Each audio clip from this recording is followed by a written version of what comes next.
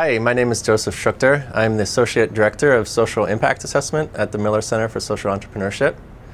I have been working in the field of monitoring evaluation for almost 15 years. I have a number of different experiences in both international and domestic settings, working with both for-profit, nonprofit, government sectors. I look forward to working with you on your impact assessment. So today, what we're going to do is hopefully gain a deeper understanding of why impact assessment is important for the success of your enterprise, help you be able to articulate better your impact pathway, and then also know how to navigate some of the key resources and where to look for more support. So first, before we jump in, I want to review some terms that might be confusing. Tracy just talked about the theory of change.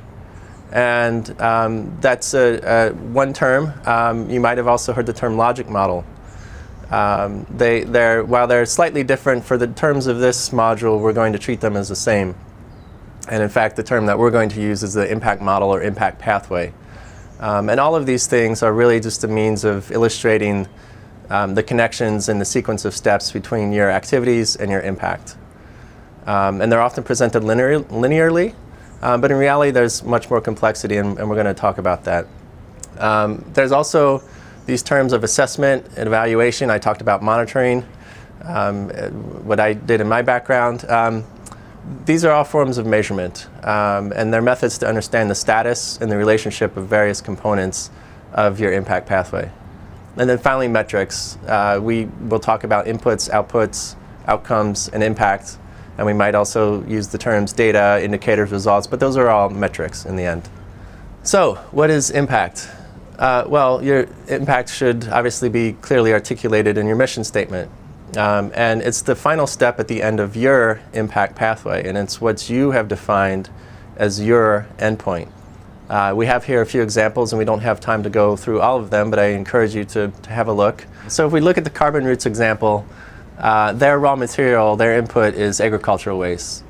And as they proceed through their outputs and outcomes to impact, they are measuring greenhouse gas emissions. And this is one of three things that they measured and that they feel they have enough control over, at least in the areas where they work and within the households, that's an impact that they can really influence. So I encourage you to look at the other examples and we'll move on. So again, before going into more detail, I just want to preface and let's re-examine why are we making this effort to measure impact in the first place. And if it's not obvious already, I mean, hopefully you realize that it does keep you focused on your mission. And it also helps identify areas for improvement. By articulating that pathway, we're able to see the different steps and the dependencies that help us reach our mission. And then finally, impact is ultimately what most investors and stakeholders care about, and it's the basis for a justifiable ask. So there's many examples of why measurement is important and why impact measurement in particular is important. One of the leaders in the field of impact investing, Kale Felicitas, has really taken on measurement as an issue for their work and for their investing portfolio. So you see here the quote that although the methods are imperfect, complex, and diverse, and the numbers don't provide an instant gratification, data has an important story to tell, and it can be life-changing. And so the other data point there is that essentially 4 or 5 impact investors feel it's necessary to measure impact in order to raise capital. So there's plenty more stories like that, and there's also plenty of anecdotes of enterprises that have raised funds as a result of their measurement. So given that impact investors are highly interested in understanding impact, how do we measure it? So what I've presented here in this slide is really just to demonstrate the fact that there's kind of this mismatch. So there's a high interest, but it's also highly difficult to measure impact. And the certainty decreases as we move across that impact pathway, the certainty of our result. So ultimately, the bottom line here is that we should choose just a few impacts because they are important, but they are difficult to measure. So many of you have probably seen this mnemonic before, SMART objectives. I'll just go through it quickly if you're not familiar with it. So specific, measurable, achievable, relevant, and time-bound. These are, it's a good exercise to look at each of your metrics through this framework and really think about that level of detail. One thing I didn't mention earlier too, related to this term of logic, model, and theory of change and impact pathway, all similar, is a log frame, and that is really just a tabular representation of your pathway. And so one thing to do might be to look to use this SMART framework and put that in a tabular form and start to really get that level of detail that you need in order to operationalize your metrics measurement. So there's lots of challenges in impact measurement. I'm sure you're familiar with many of them. I'd like to summarize them in terms of the 4 A's. So first here we have accountability and attribution. So accountability is the fact that we're really, as social entrepreneurs, kind of torn between investors and stakeholders and beneficiaries, and then just the success of our business. That sometimes those things come into conflict, that board members want different things than funders, and that funders need different things than your field staff. Solution that is to really just be able to articulate clearly your pathway. You can reframe your business and operational metrics as proxies for impact. You certainly have to measure impact directly, but by being able to articulate clearly your pathway, you'll be able to help people see the relationship between your activities and your impact. The other issue of attribution is really just the notion that there's many other factors that influence your impact. So these might be environmental conditions, these might be other actors in the same space. So the solution here is again to focus on the impact where you feel you have the most control over, or at least where you know the most about what those other influences are. And if feasible, you might try to adjust for them, and there's some methodology for doing that, and we're not going to go into that into this session, but that's why I'm available to support you all through this process. But again, it's really about being able to articulate some of the complexity that surrounds your enterprise. So the third of the 4 A's is additionality. And this is also referred to as the counterfactual. So again, you probably have heard this term. It's really the issue of what would have happened otherwise. So if your business, if your enterprise did not exist, what would be the state of the issue that you're trying to address?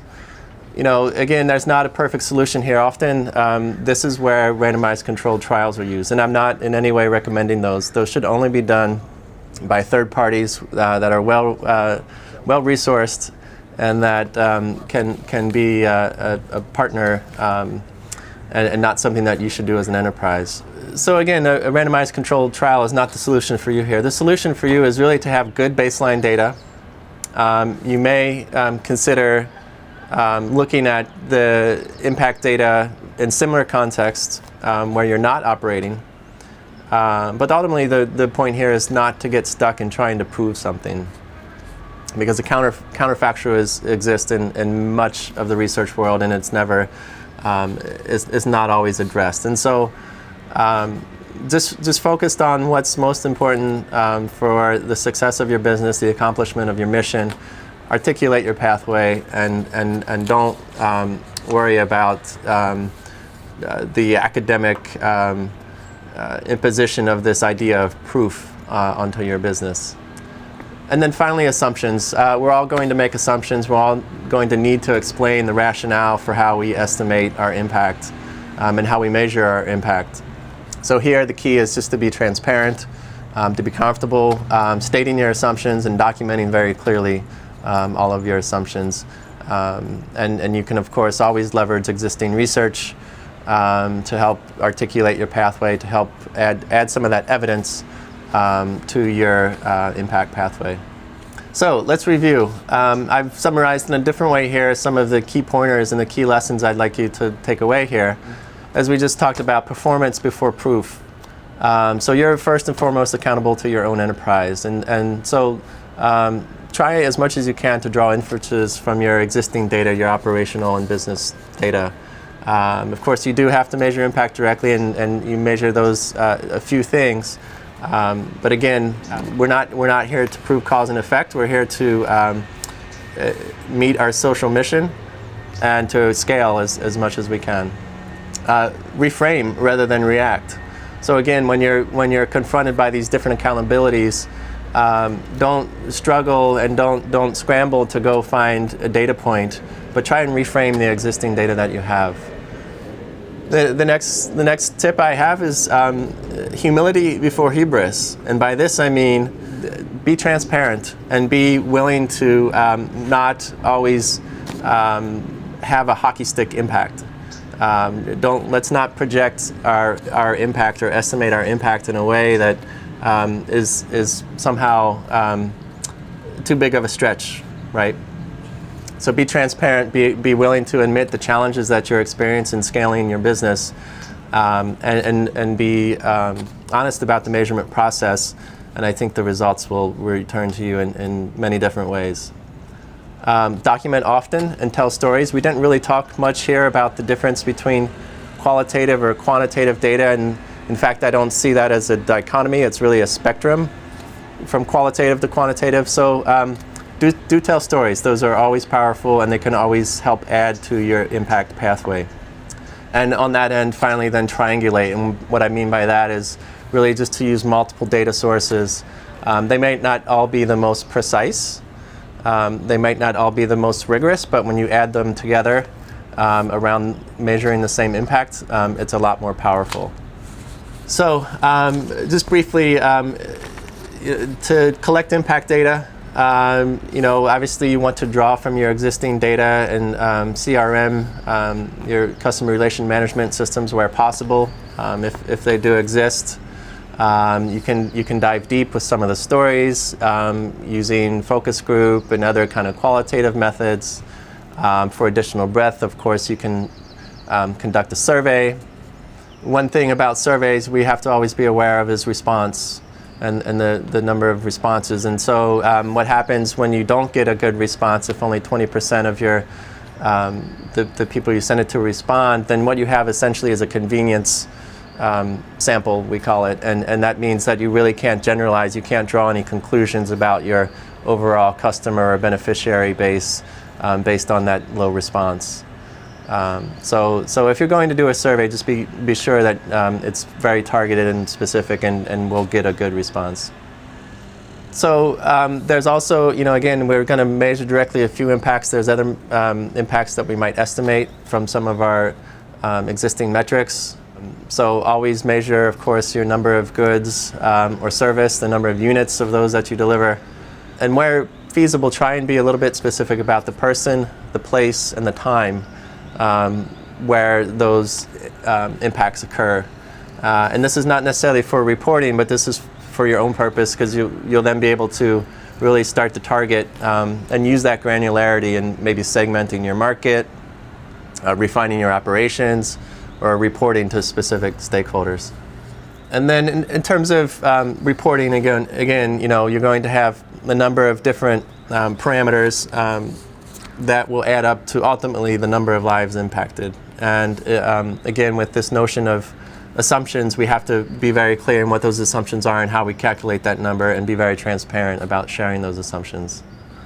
So we're now to our third objective. I just want to go quickly through some of the resources that are available to you. There's plenty out there. And again, I'm here to help you navigate those resources. Some of the top ones I'll recommend. Sustainable Development Goals is a way to frame your impact metrics. It's, of course, oriented from a development perspective rather than an investor perspective. But I think the traction around Sustainable Development Goals and the clarity from a developmental end will really help you be able to articulate that impact pathway better. IRIS, of course, I think many of you are familiar with. These, of course, it's a catalog of metrics that you can choose from, and this is really where the investor folks look for standardized metrics. Have a look, choose a few if you can. Try and relate those as well to the Sustainable Development Goals. In terms of methods, there's many ways to go about collecting your data. Of course, I just mentioned some of the survey and different qualitative methods. Lean data is a particularly promising new approach where essentially you're going straight to the customer, the beneficiary. Lean data uses technologies such as SMS and sensors. Acumen is doing a lot of really good work in this area. There's a link there to their website on lean data. There's also, if you're ready for it, a tool catalog from what's called the Impact Tracker technology. And I would just caution you again to make sure that you're ready with your impact assessment framework to measure some of these kind of beneficiary level, customer level questions before you go diving into technology. And then finally, they're posted on the group site a kind of a expansion of what we talked about here in this module, a top 10 list for recommendations for how to go about your impact assessment process. So for the deliverable, within your master business plan slide deck, you'll need to update your impact metrics dashboard. And here, I'd like you to address these set of questions. So first, what 3 impact metrics would you like to track? Be able to articulate then the pathway to each impact. And that's from input to outcome to impact, and you might draw that as an integrated impact pathway. See if you can identify some equivalent IRIS metrics, and then also perhaps maybe some sustainable development goals. And then finally, really flesh out and go through that SMART framework and try and see how you'll track these metrics. So add that level of granularity and that level of detail that you need in order to operationalize it as soon as you can. So thank you, and I look forward to working with you.